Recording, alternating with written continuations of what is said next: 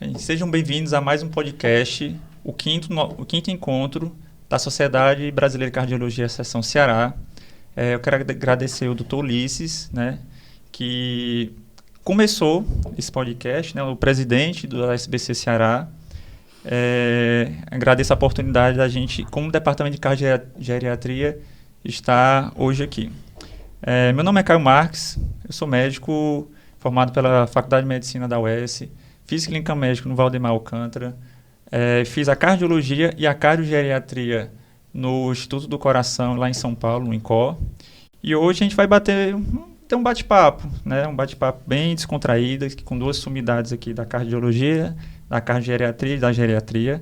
Gostaria já de agradecer a presença de todos e eu queria que cada um se apresentasse. Olá, o Caio. Quero até parabenizar essa posição do Ulisses de manter esses podcasts, né, que tem um cunho muito informativo e uma educação continuada.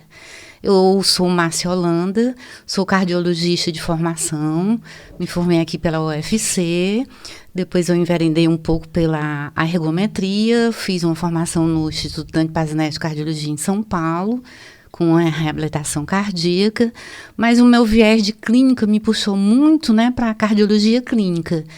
E eu conheci o pessoal lá do Dante Pazinelli, na década ainda de início dos anos 2000, em que havia um grupo de estudo de cardiogeriatria com os colegas do INCOR e do Dante Pazinelli. E eu comecei a pertencer a esse grupo de cardiogeriatria, que se tornou Departamento de Cardiogeriatria da Sociedade Brasileira de Cardiologia, do qual eu faço parte desde o início da fundação, e fiquei muito, sim, agradecida por ter conhecido esse lado da cardiogeriatria, porque o nosso país está envelhecendo, né? E nós precisamos lidar muito com as peculiaridades do idoso. E acabei, durante 10 anos, coordenando o departamento a nível nacional. E hoje eu presido o nosso departamento aqui, né, de cardiogeriatria. E a gente sempre fez parcerias com a geriatria e a gerontologia, desde a fundação. Quando eu trouxe o segundo brasileiro de cardiogeriatria para Fortaleza, né? E a gente, na época, era o João Macedo, o presidente da geriatria daqui. E a gente começou a fazer essa parceria. E hoje a gente tem essa parceria bem forte com o Dr. Edson Muniz, né, que está aqui ao meu lado, que eu vou passar a palavra para ele. Olá a todos, agradeço também em nome da Sociedade Brasileira de Cardiologia, Seção Ceará, né, pelo convite de estar entre vocês aqui, amigos, para conversarmos um pouco sobre a geriatria e sobre a gerontologia. O meu nome é Edson Muniz Júnior, eu sou geriatra titulado pela Associação Médica Brasileira e pela SBGG, e hoje ocupo o cargo aqui de presidente da Sociedade Brasileira de Geriatria, Seção Ceará. Ótimo. Só um adendo, que a doutora Márcia sempre me lembra, sou o diretor científico, né, do Departamento da Cardiogeriatria, a doutora Márcia presidindo brilhantemente, tentar seguir os passos dela. Bem, vamos começar o primeiro ponto, acho que a pergunta mais simples, mais básica, né? O que é a cardiogeriatria, né? Por que é que se fala tanto que a cardiologia do futuro, a cardiogeriatria, né? Realmente é uma coisa do futuro, é uma coisa do presente, é do passado, né? Como é que é um pouquinho essa parte da cardiogeriatria? Caio, o mundo está envelhecendo, o Brasil não é mais um país de jovens, né? A pirâmide, né, populacional mudou, né? O Brasil vai ser o sexto país de idosos num futuro próximo. E eu acho que durante esses anos todos, né, a gente precisou aprender a lidar com o paciente idoso. Na época de faculdade, o paciente idoso era aquele de 50 anos, 60 anos, do meu tempo. E era difícil a gente encontrar um nonagenário como agora. Eu tenho um paciente de 100 anos, 98, 90, né? E a geriatria foi entrando na cardiologia. Por quê? Porque o coração do idoso, ele tem peculiaridades, né? A gente tem que aprender a tratar esse paciente com a cardiopatia e que também é idoso. Então, essa cardiogeriatria do futuro, ela já chegou. ela precisa estar implantada nas universidades, nos serviços de atendimento, né? Até no simples caminhar de uma pessoa idosa na sociedade. Uma barra para se segurar num banheiro, né? Uma barra de apoio, uma rampa para subir uma cadeira de rodas ou um paciente que usa muletas. Então, ela já chegou. E nós, como detentores de um saber científico e também nós que dirigimos algum órgão, né? A gente tem que começar a falar para os nossos educadores, diretores de serviços de saúde, que nós precisamos passar esses conhecimentos também para as pessoas mais jovens, né? Para aprender a lidar com isso. Sim, acho que pelo menos do cardiologista em geral, 80% do consultório já é de pessoas idosas, né? Assim, acho que o grosso é isso. E lá atrás, lá em 97, o William Parham, ele chegou a comentar, a gente está fazendo a cardiogeriatria mesmo, bem, e assim, o que ele fala é que sim, não. Sim, porque a epidemiologia do consultório, basicamente, são de pacientes idosos, mas não, porque a gente não é preparado para isso. Isso, né? Falta. Então, acho que na cardiologia em si, não só na faculdade, mas na própria cardiologia em si,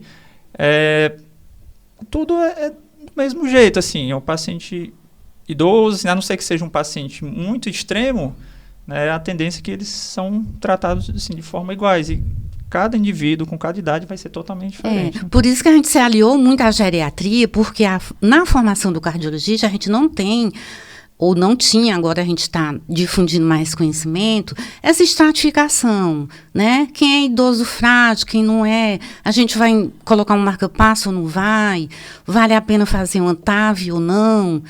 E a geriatria nos ajudou muito com esses conhecimentos, né, do idoso como um todo, né? O Edson pode até falar melhor sobre isso. Como a senhora bem falou, doutora Márcia, o processo de envelhecimento, tanto mundial e no Brasil, está galopante. Então, a expectativa de vida do brasileiro, ele aumentou muito nesses últimos 40 anos. E esse compartilhamento de informações com as outras especialidades, da geriatria com outras especialidades, é muito salutar. Primeiro, porque nós não temos geriatras suficientes para essa demanda, né, da população. Então, quem é que vai atender nossos idosos? As demais especialidades, sejam no serviço público, na atenção primária, nos consultórios. E não é difícil nós realmente... né, vocês, a geriatra, claro, vai receber essa faixa etária mais idosa. Mas as outras especialidades, o que a gente vê, né, é que vocês estão lidando com pacientes cada vez mais idosos. Isso. E é muito salutar que as outras especialidades, elas também dominem, né, aspectos peculiares do processo de envelhecimento, das doenças que mais acometem as pessoas idosas, né? Por isso que a medicina geriátrica ela é uma das mais desafiadoras dentre todas as especialidades, porque ela comporta, né, primeiro que os sintomas da pessoa idosa não é sempre típico, né, daquele quadro clínico, daquele quadro sindrômico que a gente vê nas outras pessoas mais jovens, né? Então, sempre situações atípicas que às vezes os idosos manifestam nas suas doenças. E a gama, né, de situações clínicas que o geriatra ele encontra no seu dia a dia. Então a gente trata de pacientes com diabetes, com hipertensão, com dislipidemia, com problemas coronarianos, com problemas cognitivos, com problemas psiquiátricos, né? Então, essa formação do geriatra ela é mais ampla, porque exatamente o geriatra é um clínico, né? É um clínico que atende uma pessoa idosa. Mas as outras especialidades, elas devem podem e devem trabalhar sempre, né, com conhecimento da geriatria, porque é comum hoje os consultórios dos colegas estarem abarrotados de pessoas idosas, né? E essas pessoas idosas elas têm essas peculiaridades na parte medicamentosa, na parte de excreção renal, na parte do seu metabolismo, do seu sistema endócrino, né? Que você tem que ter esse conhecimento básico, né, para poder fazer um bom atendimento a essa pessoa. Eu acho que assim, o consultório do cardiologista tem muito idoso, eu acho que o consultório do geriatra tem muito cardiopata. Então essa interseção ela é muito importante. É verdade. E acho que tinha muito estigma. Chegava um paciente mais idoso no consultório do cardiologista, já encaminhava para o geriatra. No geriatra chegava qualquer paciente com um sintoma cardiológico um pouco, já se assustava e mandava para o cardiologista. Então tinha essa separação. Acho que hoje o geriatra está sendo mais cardiologista e o cardiologista está sendo um pouco mais geriatra. Né? Tu tocou num ponto muito importante, né? Essa interseção, sabe, Caio? Porque o ser humano, ele não é seccionado por setores, por sistemas, né? Ele é uma pessoa de uma maneira holística integral. Então, esses conhecimentos de mão dupla da geriatria com a cardiologia e vice-versa, veio o quê? Melhorar o nosso atendimento, dar mais qualidade de vida para o paciente cardiopata e idoso. E a gente sabe que as comorbidades estão muito fortes no idoso. E essa parceria é muito salutar, tanto para nós médicos como para o nosso paciente. A gente até diz, doutora Márcia, assim, vamos geriatrizar as especialidades. Isso, porque, muito bom. Porque as demais especialidades, elas devem, como eu já acabei de falar, né, ter noções, pelo menos básicas, né, de um atendimento, como deve ser um atendimento do idoso, como deve ser visto aquele idoso, né? Até porque antes o cardiologista era o médico da família, né? Qualquer coisa era o cardiologista que tinha que atuar. Então, aquilo que foi falado antes, né? O cardiologista, ele sempre foi um pouco geriatra por epidemiologia mesmo, né? Assim, só que a gente não foi bem preparado, talvez, para isso, né? E outra coisa, a gente sabe que as doenças cardiovasculares são as patologias que têm a maior prevalência, né? E a maior risco de mortalidade. Por isso que essa conjunção, assim, de cardio e geriatria está aqui no nosso dia a dia. Porque as doenças cardiovasculares são as que matam mais.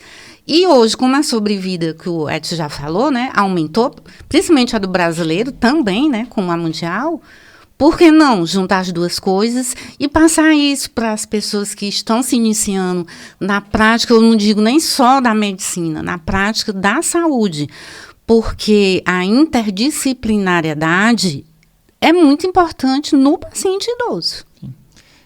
A gente tem essa peculiaridade, né, assim, o paciente idoso, ele tem um maior risco, mas ao mesmo tempo ele é o que é menos estudado, né? Assim, hoje tem mais uma ênfase dos estudos, mas a gente lembra assim, um estudo clínico. O primeiro fator de exclusão era a idade. Era a idade. Acima de 80 anos a gente não tinha inclusão do paciente. Alguns 70, 80 anos nem tinha, 75 era o corte, né? A média para os estudos. Algumas vezes é difícil da gente extrapolar algumas condutas, né, para esse paciente mais idoso. Por isso que é bom trabalhar em equipe, porque a gente tem os guidelines que nos orientam, né? Mas a gente não pode seguir à risca, porque a gente não trata uma doença, a gente trata uma pessoa que tem uma doença. E essa parceria é importante. Eu queria que o Dr. Edson falasse um pouquinho mais sobre senescência e senilidade, né? Assim, esses dois termos que algumas pessoas consideram sinônimos, mas não são sinônimos, são diferentes. Como eu também acho que outro público, né, vai estar vendo essa nossa conversa, esse nosso podcast, então vou primeiro pontuar o que é a pessoa idosa, né? Então, nos países desenvolvidos, se considera pessoas acima de 65 anos. Nos países pobres ou subdesenvolvidos ou em desenvolvimento, a gente já considera a partir de 60 anos. Então, a expectativa de vida do brasileiro está, como eu também já tinha falado anteriormente, está aumentando, né? Hoje é em cerca de 74 anos. As mulheres elas vivem um pouco mais do que os homens, né? Nessa média, nessa estatística. E a senilidade são aquelas alterações patológicas que podem ocorrer durante o processo do envelhecimento, né? Então, não é comum, por exemplo, o idoso ter demência. Ele tem esquecimento. Isso é normal da idade. Não. Isso faz parte do processo do envelhecimento patológico. Então, isso é um sintoma ou uma síndrome da senilidade. Já a senectude ou a senescência são aquelas alterações fisiológicas que ocorrem nesse processo normal do envelhecimento. Tá? Então existe essa diferença da senilidade para a senescência. Então, aquele estigma que tem, né? O pai ou a mãe de alguém está sentindo alguma coisa, mas é da idade, né? Então, nem tudo é da idade. Tem que ter esse... De maneira nenhuma. Então, sempre tem que se investigar. O idoso está com dificuldade de enxergar. O idoso está com dificuldade de ouvir. Então, até que ponto isso faz parte do processo normal da senescência ou já é um problema patológico, já é da senilidade, é uma doença, é uma alteração, é uma incapacidade que aquele idoso tem. Né? O idoso caiu, mas queda faz parte normal, todo idoso cai. Não, também tem que ser investigado. Hoje queda, que é uma das grandes síndromes, né, da geriatria, que é a instabilidade, né, postural, então tem que ser investigada essa causa. Né? Então, só para abordar esse tema do que é normal e do que não é normal no idoso. Caio, isso que o Edson está falando é muito importante, porque a gente não pode tomar a idade como um ponto para determinar na questão do tratamento da pessoa. Tem 90 anos, ninguém vai fazer nada. Não, porque essa classificação que o Edson está colocando, né, em relação ao idoso, se é um idoso frágil ou um idoso robusto, tem um poder também da gente conduzir o tratamento desse nosso paciente. Então, eu quero frisar bem que a idade não é uma questão de bloquear ou de limitar uma conduta terapêutica para o idoso. Porque eu posso ter 2 pacientes de 90 anos, um está na cadeira de roda e o outro está praticando esporte. Então, deixar bem claro essa questão da idade também, não é, Edson? Sim, concordo plenamente, doutora Márcia. Até mesmo porque o envelhecimento ele não é igual para todo mundo. Ele é heterogêneo, né? Ele é individual. Isso. Claro, ele é universal. Todo ser vivo envelhece. Sim. Seja um animal, seja uma planta, seja um ser humano. Né? E essas peculiaridades é que nós devemos ficar sempre atentos. Porque o processo de envelhecimento, ele segue, né, vários fatores genéticos, biológicos, né, estilo de vida, o ambiente, né? O ambiente social e familiar. Então, o conjunto desses fatores é que vai fazer com que você tenha um envelhecimento ativo, bem-sucedido, como a gente chama, né? É aquele envelhecimento que é suave, um envelhecimento bom, um envelhecimento saudável, né? E você pode curtir plenamente todas as suas funções, né, orgânicas. Exatamente isso. Então, é diferente, né, do envelhecimento que não é bem sucedido. Então a gente pode falar até um pouco sobre a questão da genética, né? A gente pode desconstruir alguma coisa dessa genética no processo do envelhecimento, né? Que existe a epigenética. Né? Uhum. Então, a epigenética são aqueles fatores de estilo de vida ou fatores de risco Sim. que podem interferir, né, diretamente numa genética que já está propensa a ter uma doença. Então, não é obrigatório a pessoa que tem aquela alteração familiar genética, ela vir obrigatoriamente desenvolver aquela doença. Porque meu pai teve, minha mãe teve, meus avós, então com certeza eu também vou ter. Então, claro, pode ter esse risco genético. Agora, se você vai desenvolver aquela doença ou aquela alteração, aí já é diferente. Porque existem esses fatores que o caso da interferem demência, nesse processo de você vir adoecer ou não. O caso da demência de Alzheimer, nem todos vão ter. Por quê? Porque tem alguém que vai quebrar essa cadeia, vai fazer atividade física, vai trabalhar o cognitivo com estudo de línguas, né? Vai fazer uma terapia para melhorar a sua função psicológica. Então, assim, o que você vai adicionar de benefícios no teu processo de envelhecimento vai interferir diretamente também como você vai conduzir essa sua velhice, né? Pronto. A doença de Alzheimer, né? Ela é um protótipo perfeito para a gente explicar essa questão da epigenética. Porque tem o componente genético, né? Mas tem os fatores de estilo de vida que podem ou não modificar essa genética. Modulam também isso, né? Podem modular, né? De impactar, né? De forma boa ou de forma ruim para a pessoa desenvolver determinada doença. Então, na doença de Alzheimer, né? A gente está pegando aqui esse gancho, é tanto que a OMS lançou agora para essa década, né? Década do envelhecimento saudável, exatamente 12 fatores de risco para você desenvolver, né? Demência. Demência. Né? Então, hoje já entrou, além daquilo que a gente já sabe, sobre obesidade, sedentarismo, hipertensão, diabetes, doenças crônicas. Hoje, o que é que eles acrescentaram? Poluição. Olha sono. Só, o meio ambiente interferindo, né, na doença. Né? Na genética.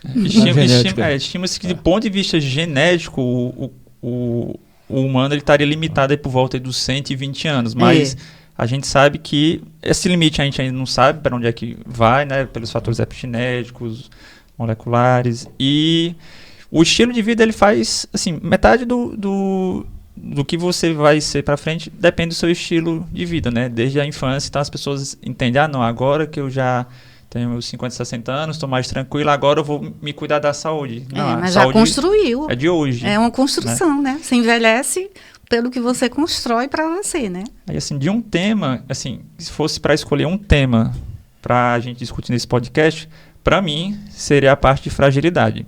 Eu acho que a fragilidade está entrando em destaque, eu acho que ela está cada vez mais entrando na mente não só do geriatra, mas do cardiologista, do clínico. Eu fico muito feliz que a última diretriz que a gente teve de avaliação pré-operatória, foi lançada agora em setembro, ela dedicou 3 páginas somente para discutir fragilidade, dar importância, inclusive, ao primeiro tópico. Antes de qualquer discussão sobre a avaliação pré-operatória, ele colocava a fragilidade em ênfase, enquanto na diretriz passada era um parágrafo. Então, ele está bem didático, acho que foi muito feliz, porque está fácil o entendimento do cardiologista, lá tem os critérios principais que a gente pode avaliar, inclusive links para você usar as ferramentas. Aí eu queria que fosse falando um pouquinho mais sobre a fragilidade, assim, o que é essa fragilidade, o que é que ela impacta tanto, por que é que está sendo tão discutida. De fato, de uns 30 anos para cá, se começou a dar muita ênfase nessa grande síndrome geriátrica, que é a síndrome da fragilidade. Importante. É importantíssima. E não é só o geriatra que vai atender o idoso frágil. Primeiro você tem que saber o que é a fragilidade. Como é que a gente vai saber se um idoso é frágil ou não? Pode não ser fácil, né, de se ver assim de antemão, mas quando um paciente idoso chega ao seu consultório, você já pode, pelo menos suspeitar, né, que ele tem fragilidade. Como? Pelo caminhar, pela marcha do paciente ao entrar na sua sala. Então você já vê se ele tem instabilidade, se ele tem risco para cair, se ele está muito emagrecido, porque isso são os critérios clínicos para a gente poder, durante uma avaliação, na geriatria a gente usa muita escala, né, para medir as coisas. Então nós temos uma avaliação chamada AGA, que é muito importante, né, que é avaliação geriátrica ampla. O nome está dizendo ampla. Por quê? Porque tenta ver, né, todos os sistemas orgânicos, a questão também metabólica do paciente, a parte social, a parte mental, a parte nutricional, tudo isso a AGA ela tem condição de nos fornecer dados. Então esse idoso, se ele chega, né, com o andar, com a marcha já claudicante, você vê que ele não é aquele idoso que caminha em passos fortes, passos largos, né? Então você já pode acender a luzinha de que aquele idoso ele tem fragilidade. Então não é pela idade. Claro que a idade ele é um dos fatores que podem interferir para que o idoso ele caminhe para uma fragilidade. E é importantíssimo todo médico, seja ele geriatra ou não, fazer pelo menos uma abordagem inicial, porque a fragilidade ela aumenta, né, as incapacidades, né, e a expectativa de vida do paciente. Isso. de forma negativa, né? E você tem condição, né, de fazer essa abordagem e, se for detectado, já tomar providências para que isso seja revertido, né? Acho que esse caso é importante, assim. Até um aperto de mão, inclusive, ele pode servir para isso. Então, assim, você tem que estar sempre atento que qualquer coisa que você pode fazer no consultório, ele já vai lhe ajudar na parte da avaliação de fragilidade, né? Caio, só em levantar da cadeira dele, lá na sala de recepção, para ir até a nossa porta, a gente já tem essa noção, né? Até assim, clinicamente, visualmente, que ele já tem pontos para fragilidade. E a fragilidade por pré-operatório nos faz classificar o risco de cirurgia para ele, né? A gente vai sugerir para o cirurgião qual é a condição daquele paciente. Então, quando junta a fragilidade, a cardiopatia, se é um paciente que tem demência ou não, né? Isso aí já vai somando para a gente sugeriu qual a aplicação do risco cirúrgico para ele. E uma decisão, vale a pena colocar uma cirurgia para esse paciente, né? Então, essa classificação, hoje, eu acho que todo médico tem que saber. Eu acho que, inclusive, assim, primeira consulta, independente do paciente ter algum critério ou não, acho que é importante a gente fazer uma avaliação de fragilidade para você ter um basal, né? Porque, como fui falado, a fragilidade é um contínuo que você pode evoluir de forma desfavorável, mas também tem forma de você intervir para que essa fragilidade regrida. Assim, não é um contínuo que você não pode fazer nada. Pronto, não vai fazer nada. Então, sugerir o idoso, que ele é um idoso que não é frágil, que é mais para robusto, vamos fazer musculação. Ah, não dá para ir para uma academia? Pois vamos tentar fazer em casa, né? Tem alguém na família que é um fisioterapeuta, um educador físico. Vamos levar uns pesos para trabalhar a questão, né, também da sarcopenia, que é outro ponto importante. Pronto, sarcopenia é diferente de fragilidade. Exatamente, mas a sarcopenia também... O paciente tem sarcopenia, então ele é um idoso frágil. Nem sempre, quer dizer, não tem essa obrigatoriedade. Mas antes da gente tentar fazer uma intervenção, né, nesse paciente, primeiro você tem que saber se ele tem fragilidade ou não. Então, só para a gente complementar aqui a minha fala inicial.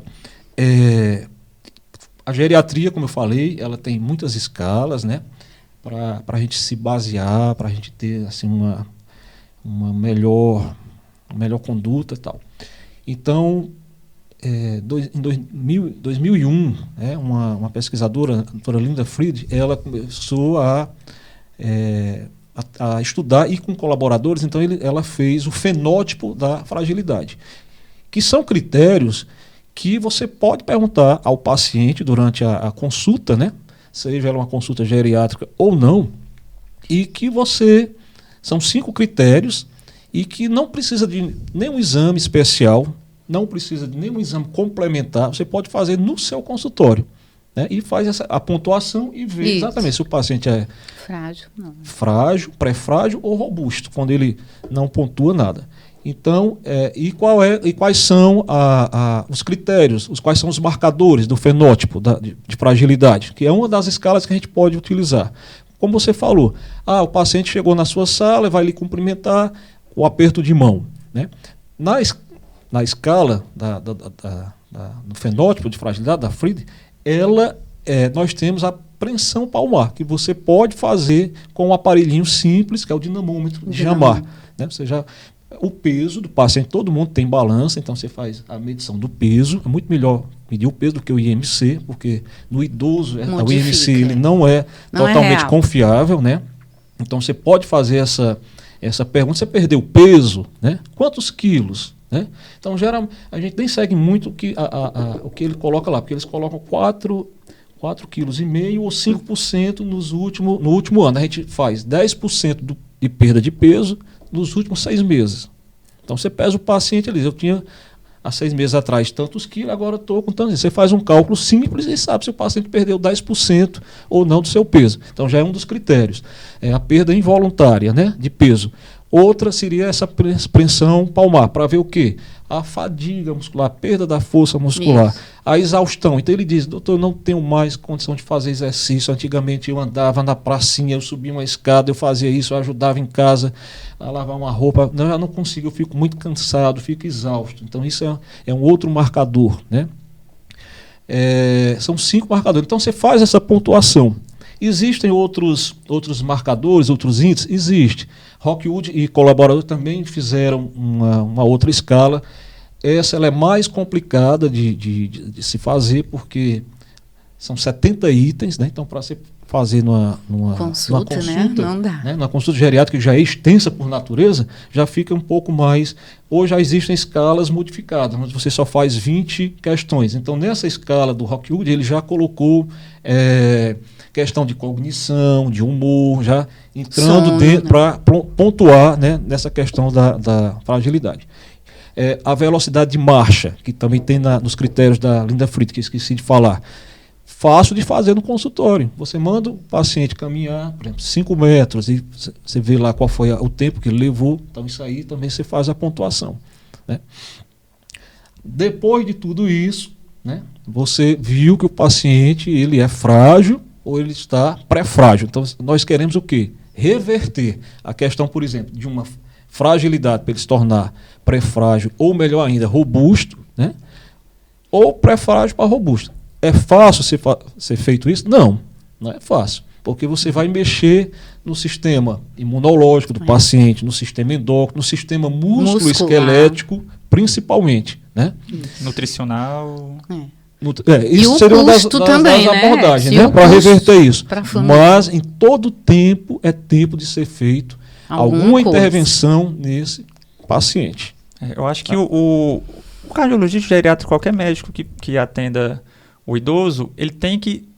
Todo mundo tem a sua experiência, né, de vida e tudo, mas a gente não pode ficar só na forma subjetiva de avaliar. A gente tem que objetivar com esses critérios, né, para avaliar o paciente frágil de forma mais completa, né? Então, assim, eu acho que um médico hoje que não avalia fragilidade é um médico frágil. Né? Eu acho que a gente não pode mais ficar nessa avaliação que o pessoal chamava o eyeball, né? Assim, que até em 50% você erra. Às vezes o paciente chega de cadeira de roda, você não, esse aqui é frágil. O paciente chega andando, conversando... não, esse paciente é ok, mas quando você vai ver, a cognição não está tão boa. Tem que estratificar, né, Caio? E outra coisa, essa junção dos outros profissionais não médicos para ver esse idoso, principalmente o nosso cardiopata, né, que a gente pega com a própria idade já da questão da fibrilação atrial, né, que a gente tem que falar aqui, essa questão da hipertensão, né, e como o Edson disse aí, a perda de músculo, a questão da sarcopenia, a gente tem que trazer outros profissionais para junto da gente. E às vezes fica difícil da gente colocar isso também para a família. A nutricionista é muito importante, um educador físico, o fisioterapeuta. E tem aquele ato, né, entre o que é o ideal e a realidade também, né? Muitas famílias não estão nesse contexto de poder fazer isso. E a gente, junto com o geriatra, a gente já pode manusear isso, né? Usar suplementos. Olha, faça em casa o exercício, vamos comprar um peso para utilizar, né? Dentro dos critérios também do uso do exercício no paciente do idoso, né? Da cardiopatia dele, aqui que a gente está focando também, né? Aquele que foi falado antes, assim... No paciente idoso, às vezes é difícil você extrair sinais e sintomas, né? Porque os sintomas são atípicos, tem a parte cognitiva, tem a parte do familiar, então o idoso fala uma coisa, o familiar rebate. Então, assim, você não sabe o que é verdade ou não, assim, então, às vezes é muito difícil, né? Então, muitas vezes a gente consegue pegar naquele assim, o que é que o paciente fazia antes e deixou de fazer. Então, assim, às vezes mais do que você perguntar os sintomas, é ver assim, qual foi a mudança? Porque, como a gente falou, assim, é um contínuo, né? E aí, acho que ficou importante essa parte da interdisciplinaridade, né? Avaliação interdisciplinar, que é mais fácil, né? Porque acho que isso tem que incluir, assim, não só o médico, né? Eu acho que o médico, ele é só uma parte da cadeia. Às vezes, ele só dá o guia, mas quem vai estar ajudando efetivamente é um nutricionista, ou então um fisioterapeuta, incluir a família em si nessa parte social, a parte de espiritualidade. Então, tudo isso vai interferir no paciente, né? Caio, foi muito bom você ter tocado nesse assunto, porque tratar idoso não é só tratar aquela pessoa idosa. Você tem que trabalhar de forma compartilhada, primeiro com outros colegas, né? Fazendo esse compartilhamento de informações, né? Então, geralmente, o idoso ele tem o seu cardiologista, ele tem o urologista, ele tem o ginecologista, né? Então, primeiro ponto, o geriatra ele tem que saber trabalhar com outras especialidades. Ele é o maestro. Depois, ele tem que trabalhar com a família. Então, nós não conseguimos, se a família não for parceira do médico, né? Nesse vínculo do médico com o paciente, não há um bom rendimento. Então, a família é muito importante. Os cuidadores daquele paciente também é fundamental, porque muitas das informações nós colhemos dos cuidadores. Eles são mais próximos, né? Eles estão próximos ali. O idoso ele pode ter uma alteração cognitiva em que ele não repassa corretamente as informações. Então, nós colhemos essa informação com os cuidadores. E mais do que isso, não é só as informações, as orientações do plano terapêutico. Então, um idoso, por exemplo, que já é demenciado, ele não vai saber tomar as medicações, né? Não vai seguir aquela lista, não vai seguir as orientações, as recomendações que a gente manda. Mas é simples, tomar banho de sol. Ele não vai. Então, quem é que tem que ser o nosso parceiro nessa história toda? O familiar e os cuidadores. Eu acho que no ponto contrário também a gente tem que lembrar que só por o paciente não ser idoso não quer dizer que ele não tenha um papel no seu tratamento. Então a gente tem que lembrar muito bem da autonomia do paciente. Atenção centrada no paciente, concordo plenamente. Ele tem que ser o principal, né? Sim. Logicamente, em casos extremos aí que a cognição permite. pode interferir um pouco, né? A família vai ter um papel mais importante, né? Mas a gente tem que entender que o paciente, ele é o dono de si. Então a gente não pode... logicamente, com a nossa decisão médica, né, a gente vai passar ao paciente, né, qual o melhor tratamento, qual a melhor decisão, mas a decisão final sempre vai ser dele. Sempre vai ser dele. Isso aí a gente fala que é o quê? A questão de autonomia e independência. Que são dois conceitos que são diferentes também dentro da geriatria, né? Então, o paciente ele pode ser autônomo, ou seja, ele tem capacidade de gerenciar e pensar e executar, gerenciar e agendar as coisas, né? E ter decisão, ter poder de decisão de fazer determinada coisa. Isso aí é autonomia. E a independência é diferente, porque é a questão da mobilidade. Então ele pode ser autônomo, mas não pode não ser independente, né? Se ele tem uma limitação física, por exemplo, se ele for um cadeirante, então ele vai depender da ajuda de terceiro, do auxílio de outros, né? Então, claro, muitos pacientes, quando eu falei assim dos cuidadores, exatamente por isso, porque o paciente ele pode ser autônomo, mas ele pode ter uma limitação física, uma incapacidade que o deixa dependente, né? Isso. Outra coisa importante, assim, que a fragilidade e a doença cardiológica, ela vem muito junto, né? Então, às vezes, a gente não sabe o que é que veio primeiro. Se o paciente fragilizou por algum motivo, isso piorou a parte do estilo de vida dele e ele evoluiu uma doença cardíaca depois, ou então o contrário, a própria doença cardíaca gerou no paciente a fragilidade. Isso é importante até pelas nossas intervenções. Às vezes o paciente está limitado, está frágil por uma doença cardiológica, por exemplo, como a estenose aórtica, né? Se você interfere nesse processo, na doença em si, o paciente ele tende a recuperar essa fragilidade, né? Em alguns casos, pode ser o fator principal, né? A gente vê muito isso, Caio, na insuficiência cardíaca, né? Que a insuficiência cardíaca na cardiologia, ela é como se fosse um câncer nas outras especialidades, né? Então, muitas vezes, a insuficiência cardíaca vai manifestar essa questão dessa fragilidade nele. E se a gente não for capaz de detectar isso, né? Porque a gente tem as insuficiências cardíacas com fração de ejeção preservada e a reduzida, né? Se o médico, de uma maneira geral, não estiver atento, porque nós cardiologistas já lidamos isso no dia a dia, eu vou trazer uma fragilidade a partir da doença cardíaca para o meu paciente. Então, eu tenho que otimizar o tratamento da insuficiência cardíaca. Muitas vezes, vem de um paciente coronariano, que já é já é revascularizado, ou já tem também os stents. A Associação da Diabetes também consome esse paciente. Eu pegar um idoso cardiopata e diabético não controlado, ele vai se sentir... Ele diz muito assim, doutor, é uma fadiga, é um cansaço. E quando ele fala, é uma fadiga, é um cansaço, eu tenho que caracterizar isso. É um cansaço respiratório? É do corpo?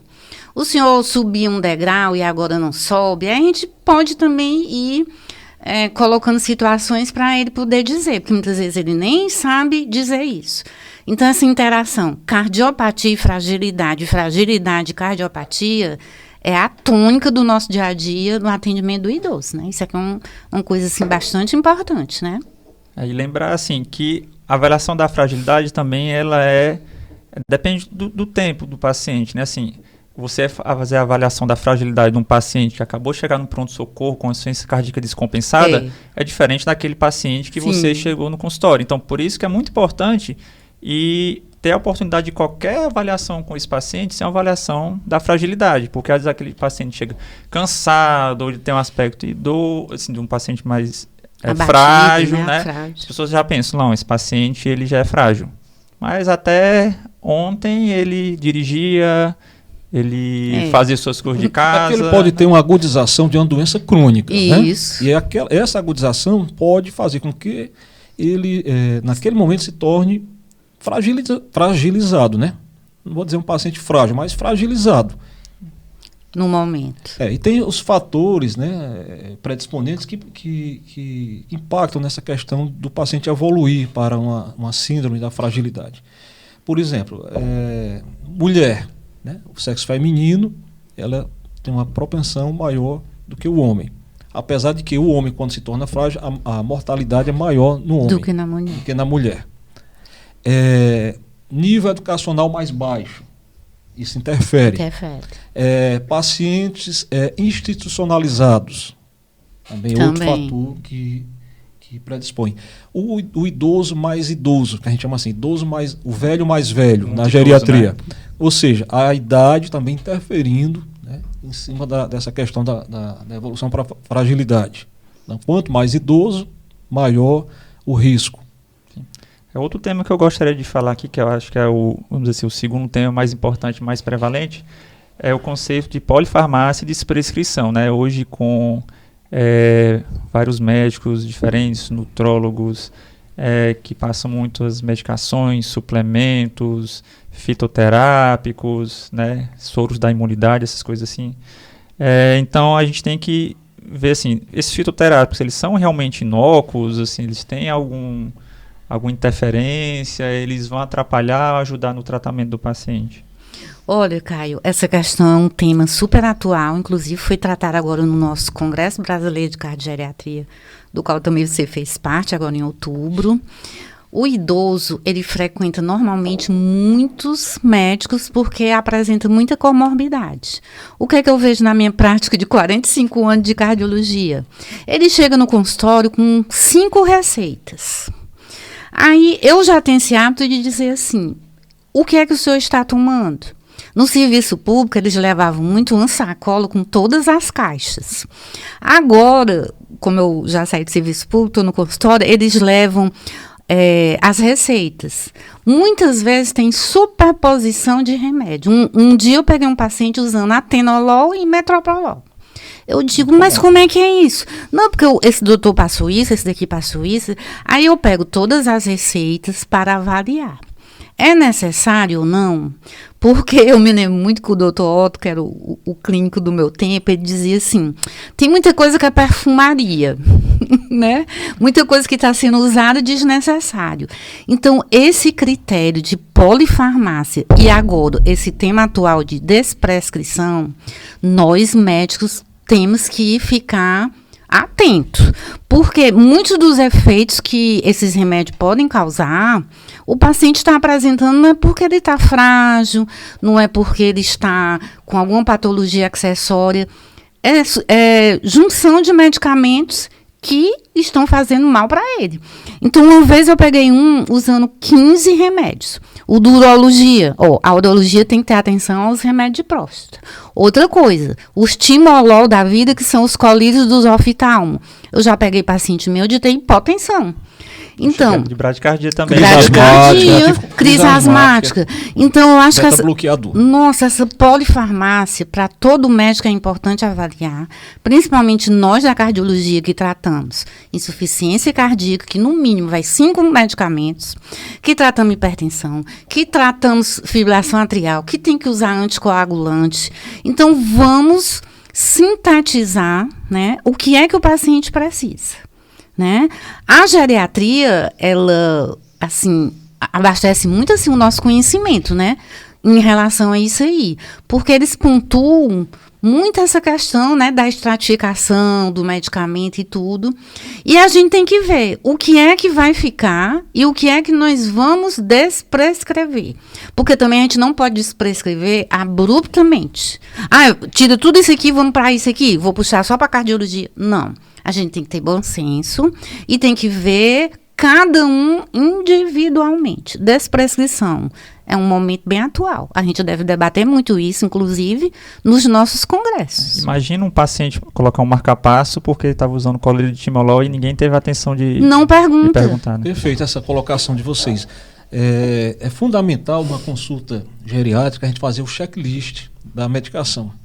Porque o paciente ele esquece dos remédios que estão tomando, acham que os remédios naturais não faz mal, problema, né? Mas faz. Então, nos Estados Unidos eles têm o brown bag, que é aquela maleta marrom, em que o médico ele pede, traga todos os seus remédios aqui dentro, porque eu quero ver as caixas, tudo que o senhor toma, que a senhora toma, traga dentro dessa caixa.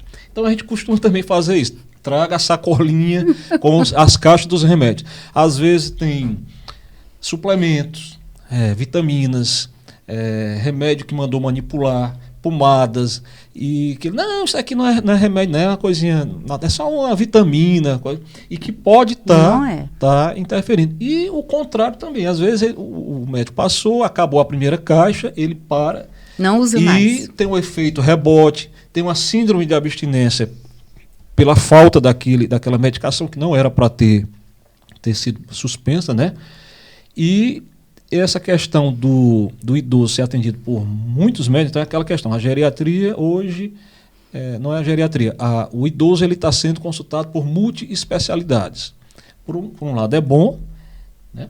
Mas por outro lado também tem essa preocupação de saber o que é que o idoso está tomando, se aquela medicação ela é adequada para o idoso, porque tem medicações que não fazem parte, não é para fazer parte, né, do arsenal terapêutico para o idoso, devido a uma série de efeitos colaterais e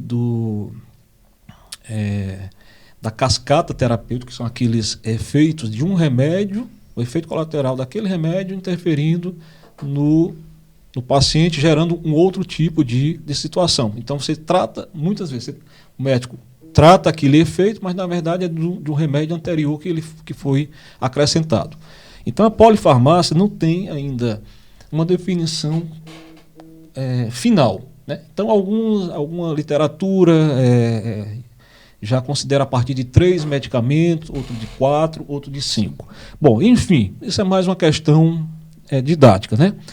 A gente sabe que várias medicações no idoso podem gerar, cada remédio daquele, cada medicamento daquele pode gerar seu efeito colateral e pode gerar efeitos a mais pela interação de um medicamento com o outro, que às vezes não consta em bula, porque isoladamente ele não causaria. Mas quando ele é associado com outra medicação, ele passa a ter um terceiro sintoma, né?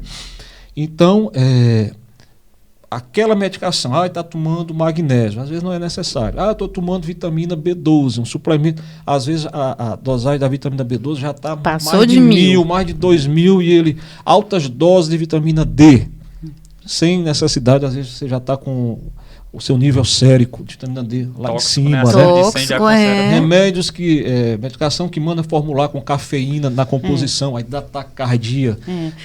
E eles usam, Edson, muito de manipulação, né? Às vezes tem a mesma droga do remédio que foi comprado via mesmo farmácia. Então a gente faz esse checklist, pelo menos assim, todo geriatra deveria fazer esse checklist de todos os remédios, né?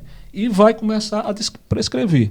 Olha, esse remédio não tem sentido nenhum do senhor, da senhora estar utilizando. Não tem mais necessidade nesse momento. Então a gente vai tirando, vai tirando aqueles cosméticos, aquela perfumaria, como a doutora Márcia bem falou, e tentando enxugar e deixar... O necessário. Exatamente, o necessário. E as medicações que elas são inapropriadas para o idoso, porque também nós temos outra escala para ver isso aí. Então, tem os critérios de BIOS que, de tempos em tempos, elas são renovadas, essas medicações. Então, tem medicações que são totalmente proscritas para o paciente, que não deve. Tem outras que, se for usar com muito cuidado. Então, tem toda uma relação de medicamentos, seja quais forem, né? Antipsicóticos, antidepressivos, benzodiazepínicos, beta-bloqueadores, antihipertensivos, para náusea, quer dizer, muitos medicamentos, antihistamínicos, né? Que é muito comum a gente ver idoso tomando.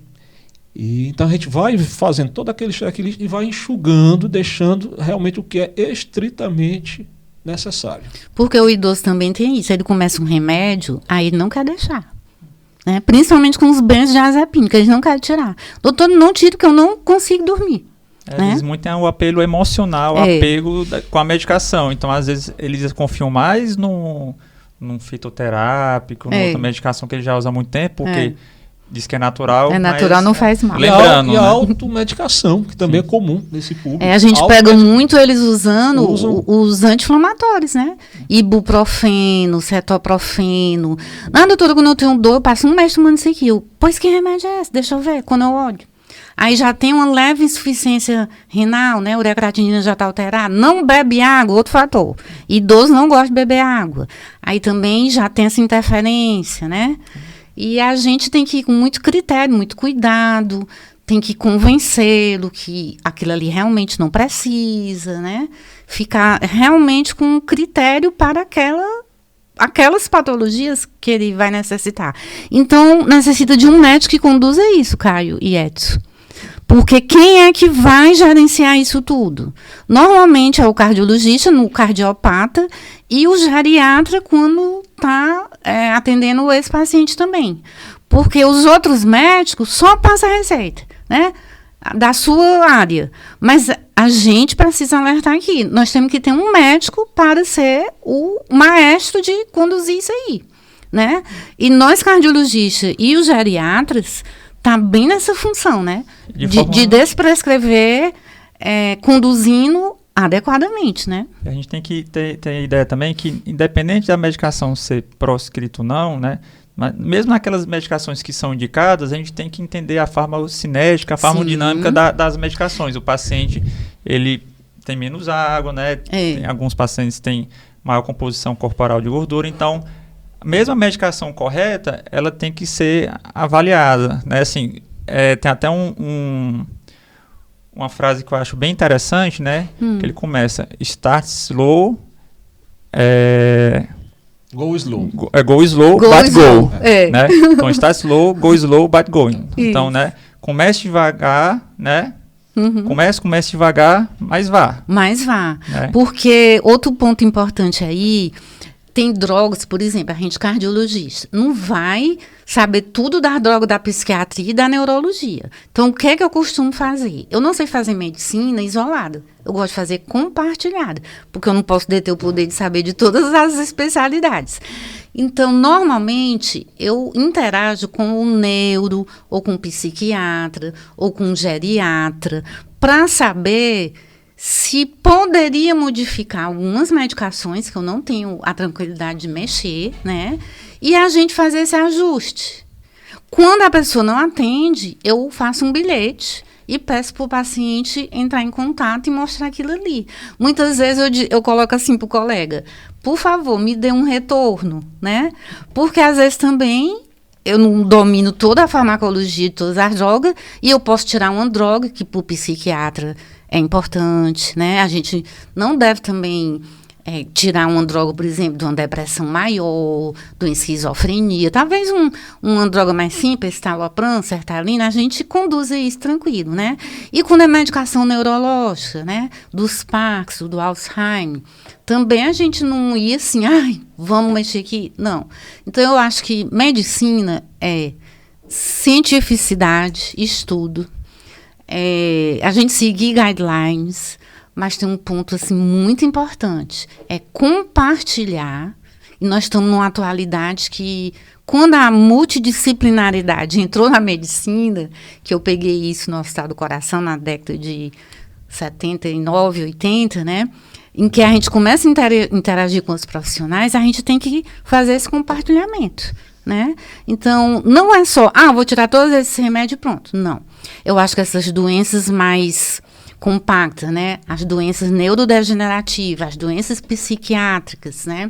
As doenças cardiológicas, a gente tem que manter um perfil, né, de uso de drogas, e quando a gente não se sentir à vontade, nem confortável, nós precisamos falar com os colegas. Acho que um médico bom é aquele médico que sabe entender suas limitações, né? Que às vezes até por pressão de família e tudo, você acaba mexendo na medicação que você não tem segurança, você não tem conhecimento. Então, acho que a gente tem que ter a humildade de saber até onde vai o nosso conhecimento. Isso, e muito importante isso que você está colocando. Puxa, eu vou até aqui, mas eu não posso tudo. Eu não sei tudo, né? Então, é outro fator importante isso aí também, né? Só voltando um pouquinho na parte dos fitoterápicos, assim, tem aquele conceito de medicação natural, né? A medicação natural é inócua, isso não é verdade. Não. Então, tem algumas medicações, inclusive chá de alho, o ginkgo biloba que o pessoal usa para esquecimento, cúrcuma que o pessoal está usando para dor crônica, né? São medicações que aumentam o risco de sangramento. O paciente que já usa um anticoagulante, um antiplaquetário, né, esse aumenta o risco de sangramento. Então, tem que entender que nem todo fitoterápico, nem toda medicação natural é inócua. Bem, assim, então gostaria de finalizar agradecendo mais uma vez, né, a presença de todos, a equipe do audiovisual, ao convite do Dr. Ulisses, né, a gente sabe que a cardiogeriatria como especialidade já tem algum tempo, mas do ponto de ser difundida, eu acho que a gente ainda está engatinhando, né, mas quem quiser fazer parte aqui do nosso departamento tá mais do que convidado, né?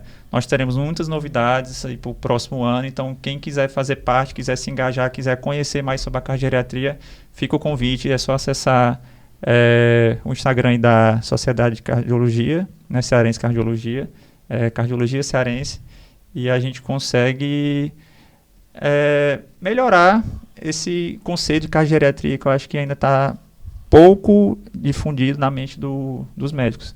Então, eu queria passar a palavra das considerações finais para os colegas. Eu agradeço o convite da Sociedade de Cardiologia aqui do Ceará, de participar desse podcast. Para mim foi muito rico, muito esclarecedor estar entre nobres colegas, né? Agradeço a doutora Márcia Holanda por ter me convidado.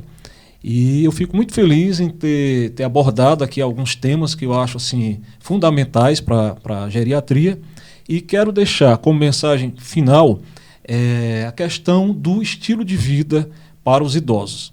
Então, se cuidar, tratar as suas doenças de base, as suas comorbidades, a parte alimentar, né, ter uma alimentação sadia, saudável, né, praticar exercícios físicos, que são diferentes das atividades físicas, né, vocês sabem disso. O exercício físico é diferente daquela atividade que você faz dentro de casa, uma atividade doméstica. Não, mas eu passo o dia todinho, lavo o prato, boto a roupa no varal, faço isso, descasco as verduras. Isso é uma atividade física, porque, de qualquer maneira, existe um gasto, né, energético, e você tem esses movimentos, né, musculares e articulares. Mas é diferente de um exercício físico, em que aquela atividade, além de ter um gasto, ela é repetitiva, ela é estruturada, né? Ela é programada. Então, isso é um exercício físico. E que esse idoso, aliás, qualquer pessoa, tem que fazer 150 minutos, né, de atividade por semana. Então você pode fazer 30 minutos 5 vezes na semana ou fazer 50 minutos 3 vezes, contanto que você faça, né? E qual é a melhor atividade? Não existe um exercício físico que seja o melhor. Você faz o que você mais gosta, o que você tem maior, que lhe dá mais prazer, que é mais acessível para a pessoa fazer naquele momento, né? Então, tomar o seu banho de sol, cuidar do seu peso, tratar as doenças crônicas, né? Tratar a hipertensão, tratar o diabetes, a dislipidemia, ter um círculo de amizade bacana, né? Para você melhorar essa sua network, você ter o convívio familiar e comunitário, né? Que isso melhora muito a memória. Então, é essa visão que nós geriatras gostamos de passar para o idoso, que a idade ela não é para ser um fator limitante na vida das pessoas, né? Você tem que saber conviver com a sua idade, né? Dentro das limitações que porventura você possa ter, dentro das doenças que você pode vir a desenvolver, mas que você trata e leva uma vida normal, né? Digamos, uma vida com muita alegria, com muito prazer, né? Isso é que é o importante, a mensagem, não falar só de doença, mas falar também de qualidade de vida. Caio, eu me coloco aqui agradecendo demais à Sociedade Brasileira de Cardiologia, Seção Ceará, na pessoa do Dr. Ulisses. O Ulisses está fazendo uma educação continuada através de várias ações, e eu acho que esse podcast, para o nosso momento atual, em que a tecnologia permite a gente difundir isso aqui, uma medicina de qualidade, uma medicina científica, uma medicina em que a pessoa do doente é o centro, né? Eu quero parabenizar você como diretor científico do Departamento de Cardiogeriatria, que faz parte dessa nova geração, que está engajado também cientificamente, você é uma pessoa muito qualificada, né? E ter o convite do Dr. Edson Muniz, nosso presidente da geriatria cearense, isso também assim, é muito gratificante. Então, como mensagem de cardiologista e cardiogeriatra, eu quero dizer que a longevidade hoje está presente. O Brasil, apesar de ser país em desenvolvimento, nós estamos passando esse momento. Ser idoso, ser velho, tem uma diferençazinha de velho para idoso. Isso é outro podcast. Então, não vai limitar a você a viver e viver com alegria, certo? Então, de tudo que foi colocado aqui, a gente pode aprender o quê? Quem vai envelhecer não vai ficar ausente de ter alguma patologia. Mas a gente também constrói o nosso caminho. E eu acho que as doenças também são construídas. Não é só um vírus, uma bactéria, alguma coisa que vai causar a doença. Mas eu levo muito aqui a questão também de um conceito bíblico. Que a Bíblia diz que a gente é espírito, mente e corpo. Então, essas 3 dimensões estão no nosso ser humano, né? E a cardiogeriatria vai atrelar isso. Vai ver a doença cardiopata, né? A cardiopatia do idoso, né? Vai ver, porque é a doença que incide mais na população mundial. Vai trabalhar a questão cognitiva, né? A questão das demências, do psicológico. Vai entrar na questão da sociabilidade do paciente, na questão do ambiente dele, do ambiente familiar, do ambiente afetivo. A gente sabe que a depressão influencia muito também nas doenças cardiopatas e também no lado cognitivo. E a gente vai ter que passar esse conhecimento para essas novas gerações. Realmente, a cardiogeriatria, ela ainda está num caminho, né? Ela não ainda está muito sedimentada a nível Brasil. A geriatria, como o Edson falou, não tem muito geriatra para atender o nosso paciente, tá?